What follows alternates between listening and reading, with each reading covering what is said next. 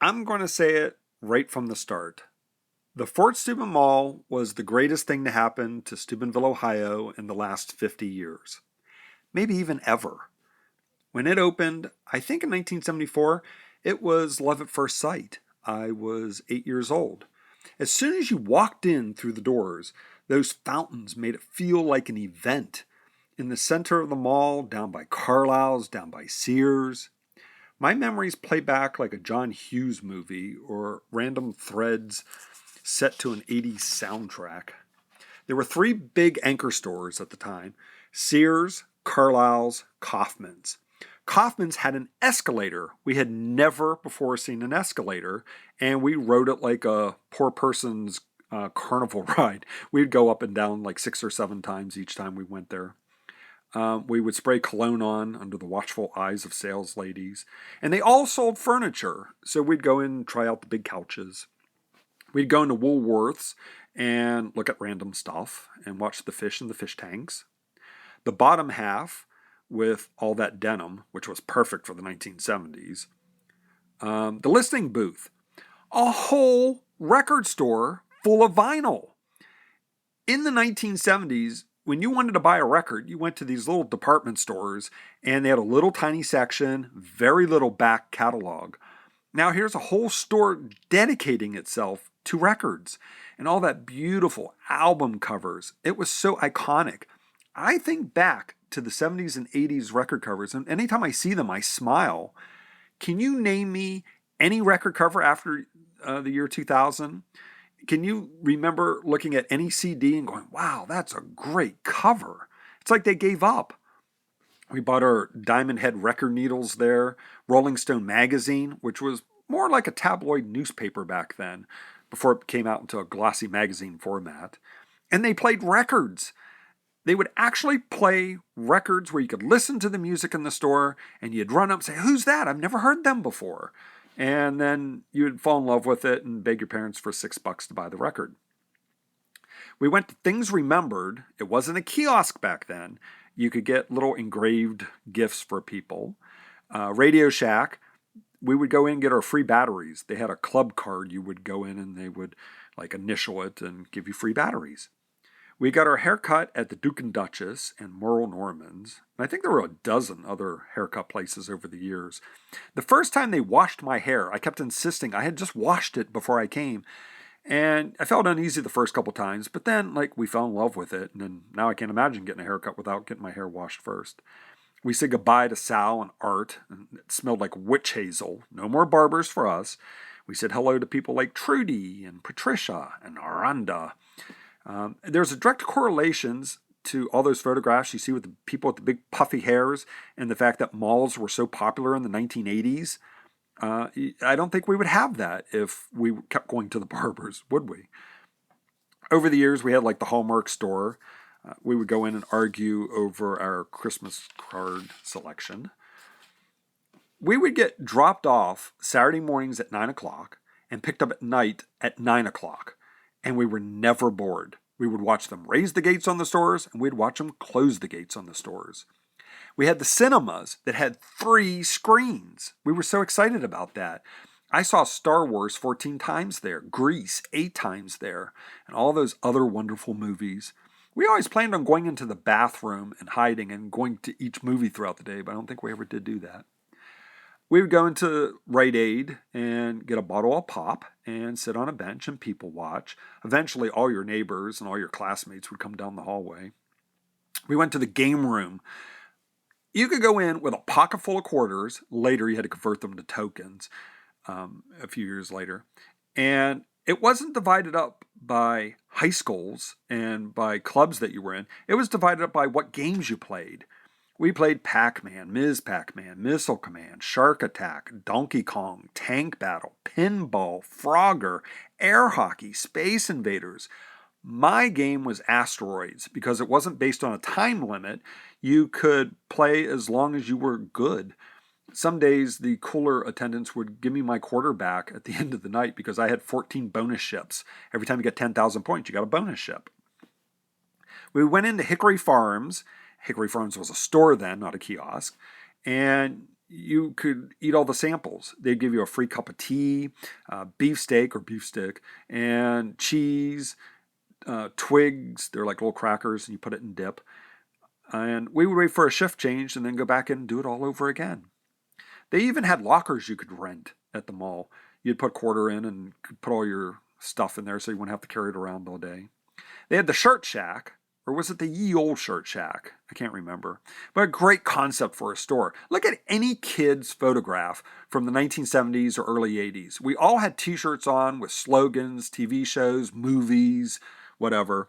And the Shirt Shack was this narrow little store, it had a few shirts in it, and a wall with 50 decals. And you'd pick out the big slogan decal or TV show decal, give it to them, and they would steam press it onto the shirt for you. So they had a huge inventory in this little tiny store.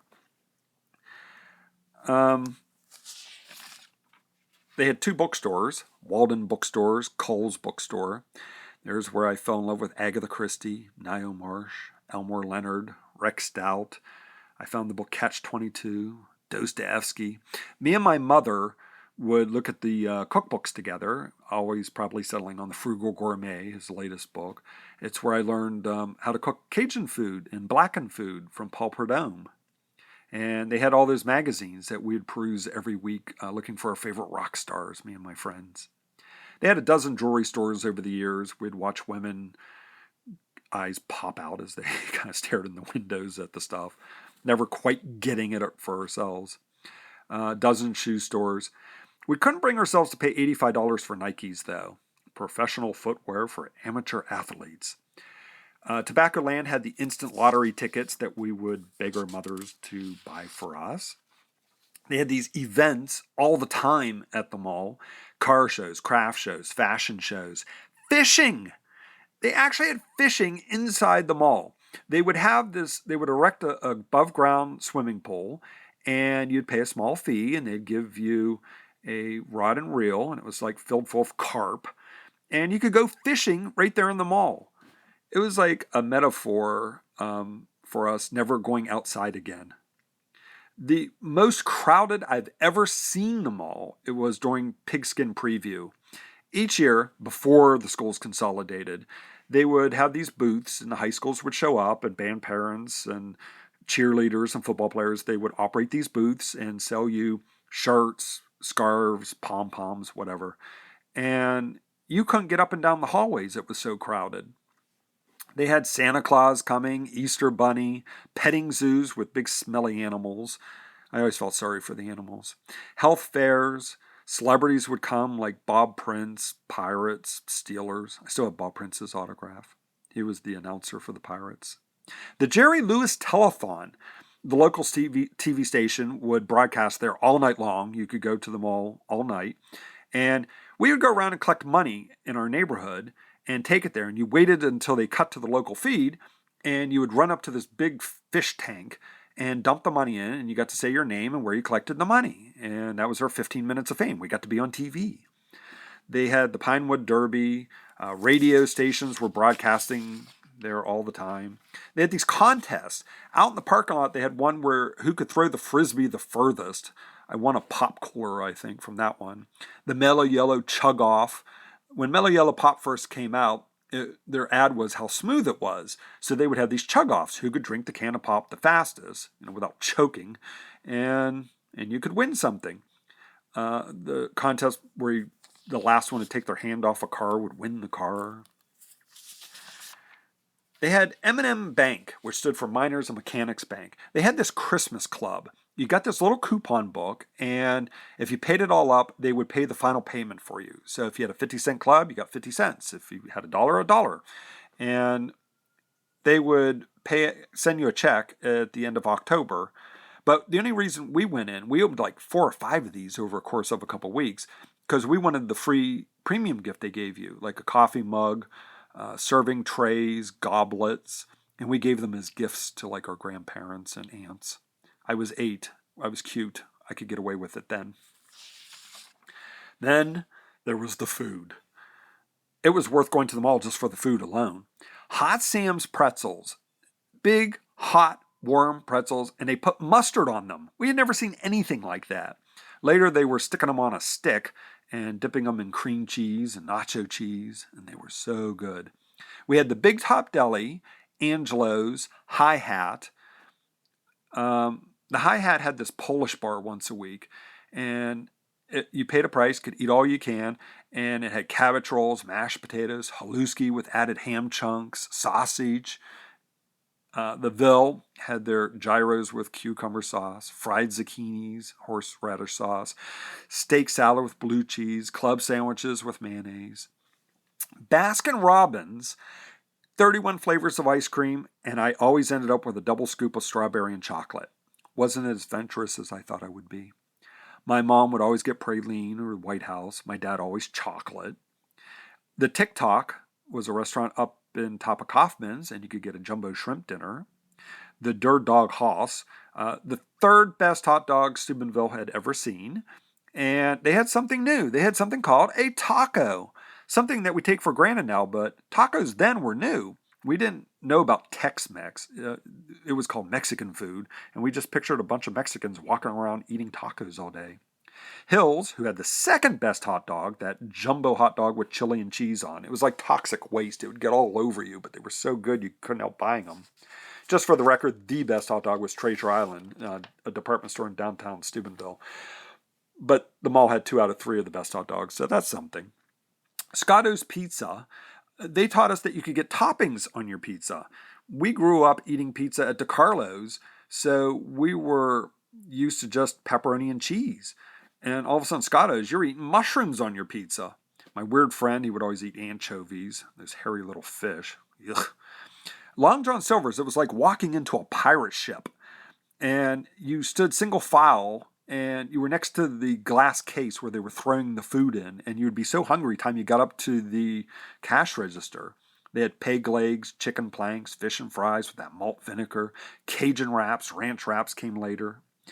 Elby's had fish in those fake newspaper wrappers, the big boy burger, and something they called Grecian bread, waffles with strawberries and whipped cream on, a double layer hot fudge chocolate cake, probably the best dessert ever. My grandma would get liver with onions. Her taste buds were shot for smoking for 40 years. Sweet Williams had the orange sherbet ice cream cone, but they didn't pack it very good, and it was a huge scoop, so you'd take a couple licks, and if you weren't careful, it'd plop down on the floor. If somebody asked you how you got to Sweet Williams, you would say, follow the orange sherbet trail. They also had a pretty good burger. Woolworths had a snack shop. Later came Quiznos with his toasted subs. When the mall expanded, they had something called York Steakhouse, and you could get steak with mushrooms. I think I always got the fish. My mother always got a half chicken. On Valentine's Day, they had something called Flaming Jubilee, and it was gimmicky but fun. It was a little piece of cake, and they put a sugar cube on it and catch it on fire. We started looking at our parents and saying, like, what have you been feeding us all these years? Later came Chi-Chi's, burritos, and chamangas.